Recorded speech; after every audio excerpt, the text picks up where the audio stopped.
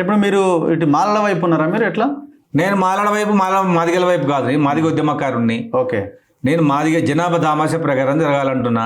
మీరు మందకృష్ణకి వ్యతిరేకంగా ఉన్నారంటే సింపుల్ గా అనేస్తారు, ఆయన ఇటు ఉన్నట్టుంది నేను మందకృష్ణ మాదిగ అనే వ్యక్తికి వ్యతిరేకం కాదు, ఆయన పెట్టిన 7% వ్యతిరేకం నేను.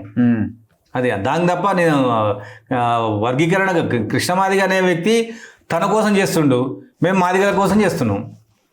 సో మీరు కూడా మాలలు మనువాదులు అన్న దానికి మీరు ఏకీభవిస్తున్నారా మందకృష్ణ చేసిన వ్యాఖ్యలను? నేను ఏకీభవించట్లేదు, ఎందుకంటే వాళ్ళు ఎప్పుడు కూడా దీన్ని ఆపలేరు. ఎవరు మాలలా ఆపలేరు, ఎందుకంటే మనం మాట్లాడేది ఏబిసిడిని చేయమని రేవంత్ రెడ్డి గారిని అడుగుతున్నాం.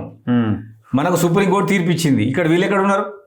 మన ఫైట్ అంతా గవర్నమెంట్ తోటి కదా. అంతే, మనం సుప్రీంకోర్టుకు పోయినాం కదా, సుప్రీంకోర్టు తీర్పు ఇచ్చింది, సుప్రీంకోర్టు తీర్పుని అమలు చేయించుకునేది ఇక్కడ రాష్ట్ర ప్రభుత్వం తోటి. అవును, కాబట్టి మనం వాళ్ళని మనువాదులు అనడం, వాళ్ళని తన్ని లేపడము, అవే అన్ని అవసరం. వాళ్ళని కించపరుచుకుంటూ పాటలు పాడడం, మీరు మౌనం వీడాలంటే ఇవాళ వాళ్ళు దీన్ని వద్దనే కాడికే వచ్చిండ్రు. గతంలో ఇట్లా లేకుండే వాళ్ళు, ఇప్పుడు గట్టిగా మాట్లాడుతున్నారు. ఏ ఇంటెన్షన్తో అని ఉంటారు అంటే అగ్రెషన్ అన్నది ధీమాతోటి లేకపోతే కాన్ఫిడెన్స్తో వచ్చిన మాటలు అయి ఉంటుందా మందకృష్ణ గారికి? ఆయన ఏ ఉద్దేశంతో ఈ వ్యాఖ్యలన్నీ చేసి ఉంటారు? అంటే మాలమాదిగల మధ్య గొడవ పెట్టించి అందులో నుంచి ఆయన లీడర్ కావాలని తప్ప నిజానికి ఆల్రెడీ లీడరే కదండి ఆయన. లీడర్, ఆయన ఉద్యమ నాయకుడే, నాట్ పొలిటికల్ లీడర్.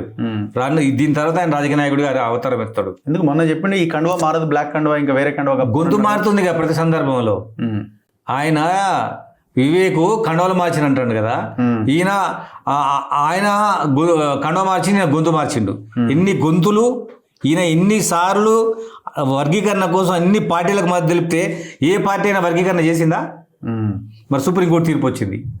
సుప్రీంకోర్టు తీర్పు వచ్చినప్పుడు రాజకీయ పార్టీలకు మద్దతు తెలిపింది ఎందుకు? ఆయన మూమెంట్ కోసం అనుకున్నది సాధించడం కోసం. ఆయన అనుకున్నది సాధించాలనుకున్నప్పుడు పార్లమెంట్లో బిల్లు జరగాలి కదా. మరి పార్లమెంట్లో బిల్లు పెట్టలే వర్గీకరణకు. కేంద్ర జాబితాలోని అంశాలని చట్టం చేసేది కేంద్రం, కానీ కేంద్ర పార్లమెంట్ చట్టం కాలే కదా. నీకు సికింద్రాబాద్లో ప్రధానమంత్రి మోడీని తీసుకొచ్చి మాదిగలు ఓట్లేయమని చెబితే మరి పార్లమెంట్ చట్టం కావాలి కదా. పార్లమెంట్ ఎన్నికల తర్వాత సుప్రీంకోర్టు తీర్పు వచ్చింది కదా. అది ఇవాళ రేపు రాజకీయాల్లో ఇన్ఫ్లుయెన్స్ ఉంటేనే కదా ఏదైనా సాధ్యమే. ఇన్ఫ్లుయెన్స్ అంటే డైరెక్ట్ అంటే ఇందులో కరెక్ట్ లేదా? వర్గీకరణ ఉద్యమంలో న్యాయం లేదా?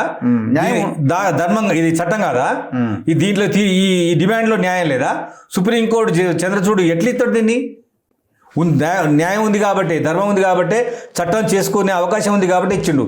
కృష్ణ మాదిగ మోడీ ఇద్దరు కలిసి మాదిగలు మోసం చేసిండ్రు. ఎట్లా?